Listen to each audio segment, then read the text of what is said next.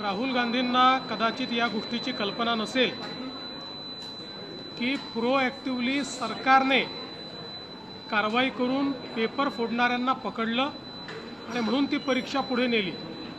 Paper फुटल्यानंतर नाही, त्याच्या आधी ही कारवाई महाराष्ट्र सरकारने आमच्या पोलिसांनी केलेली आहे आणि निश्चितपणे पुढची परीक्षा योग्य पद्धतीने व्हावी याचं नियोजन चाललं आहे।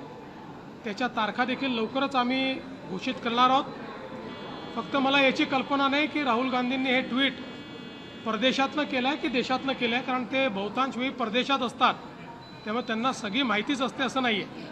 सर, त्यांनी 3 प्रश्न उपस्थित केलेत की एकतर या सगळ्या प्रकरणाचं उत्तरदायित्व तुम्ही स्वीकारावं, त्यासोबतच मुख्यमंत्र्यांनी हे देखील जाहीर करावं की तुम्ही नवीन परीक्षा कधी घेताय, आणि शेवटचा प्रश्न ज्यांचं वर्ष वाया गेलंय त्यांना त्या वयाच्या अटीमधून सूट देण्यात यावी, असे 3 प्रश्न त्यांनी उपस्थित। मला असं वाटतं की या तिन्ही गोष्टींचं उत्तर यापूर्वीच दिलेलं आहे। आपण प्रोएक्टिव्हली कारवाई केली आहे।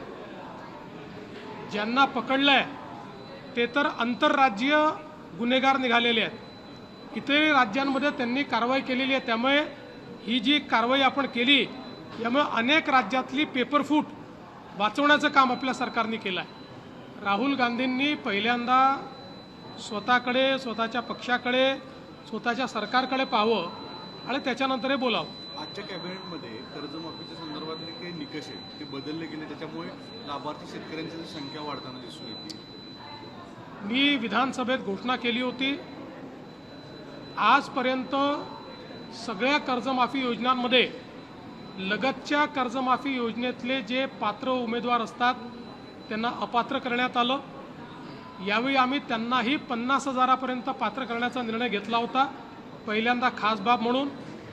परंतु रणधीर सावरकर यांच्या नेतृत्वात सत्ता पक्षाचे आमदार मला भेटले आणि त्यांनी विनंती केली की त्यांनाही 2 लाखापर्यंत कर्जमाफी द्यावी, म्हणून पहिल्यांदा राज्याच्या इतिहासामध्ये कर्जमाफीमध्ये त्यांचाही समावेश करण्यात आलेला आहे।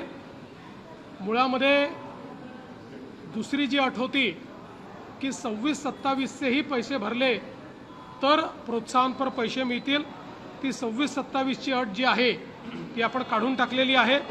25-26चे पैसे ज्यांनी भरले असतील त्यांना प्रोत्साहनपर अशा पद्धतीनं मदत मिळणार आहे।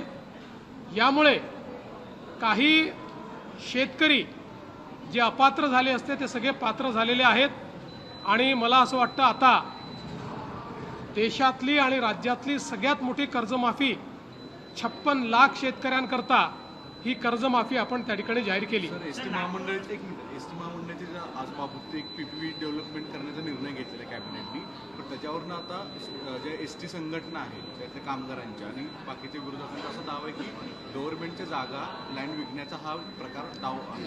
पहिल्यांदा तर ज्या संघटनांनी सांगितल्या त्या संघटनांना मला हे विचारायचं आहे की एसटी तोट्यात आहे त्याच्याकरता तुम्ही काही करताय का, काही उपाययोजना केल्या आहेत का?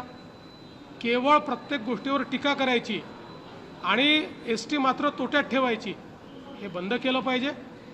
एकही जागा विकली जाणार नाही। या ठिकाणी लॉंग टर्म डेव्हलपमेंटचा प्लॅन तयार करण्यात आलेला आहे आणि या जागांची लीज होणार आहे।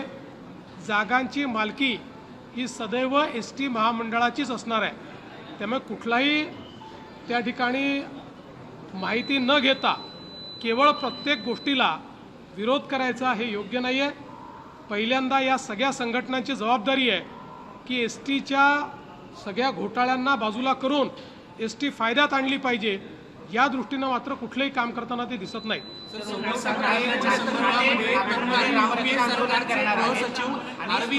यांनी एक धक्कादायक खुलासा केलेला आहे। ते असं म्हणतात की हा सगळा जो प्रकार 2008 साली झालेला मुंबईतला दहशतवादी हल्ला होता हा ISI आणि काँग्रेसचा प्लॅन होता। श्री मणी यांनी जे दावे केलेले आहेत हे प्रचंड धक्कादायक आहे। एक प्रकारे माझ्यासहित सगळ्यांना यातनं केवळ धक्काच बसलेला नाही तर अनेक प्रश्न उपस्थित झाले आहेत। काही गोष्टी त्या काळामध्ये मीही विधानसभेत उपस्थित केल्या होत्या आणि आपल्याला कल्पना असेल तर विधानसभेच्या पटलावर या संदर्भात इंटेलिजन्स काय होता हे देखील त्या काळात मी मांडलेलं आहे। त्यामुळे आता तर अशा प्रकारचं वक्तव्य येणं हे मला असं वाटतं अतिशय धक्कादायक आहे. माझी अपेक्षा आहे की या संदर्भात योग्य चौकशी झाली पाहिजे. नाशिकमध्ये आंदोलन करणार आहे, तुम्हाला सुद्धा आव्हान केलंय की नागपूरमधल्या रामरक्षा आंदोलनात तुम्ही सहभागी व्हा. नाही, माझी एवढीच अपेक्षा आहे की त्यांनी किमान 2 पानं तरी रामरक्षेचे वाचावे. राजकीय आंदोलन रामाच्या नावाखाली करणं योग्य नाही आहे. मागच्या वेळेस ते रामरक्षा वाचू शकले नाहीत.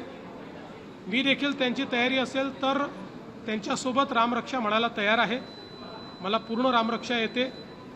समजा नसती आली तरी किमान वाचता तर यायला पाहिजे. तुम्ही रामरक्षा आंदोलन करता आणि रामरक्षाच वाचता येत नाही, हे कुठलं आंदोलन आहे तुमचं? उद्धव ठाकरे राष्ट्रीय स्तर पर भी अपील कर रहे हैं. उनका कहना है कि सोनम वांगचुक जिस तरह से उपोषण पर बैठे हैं, कहीं ना कहीं उनको समर्थन सबने देना चाहिए और सरकार बहुत असंवेदनशील है, ऐसा देखिए, निशाना साधा. उद्धव ठाकरे जी एक हताश, निराश और फ्रस्ट्रेटेड व्यक्ति है. इनका राजनीति में कोई वजूद बचा नहीं है. ये जो सारी चीज़ें वो बोलते हैं, फ्रस्ट्रेशन से बोलते हैं.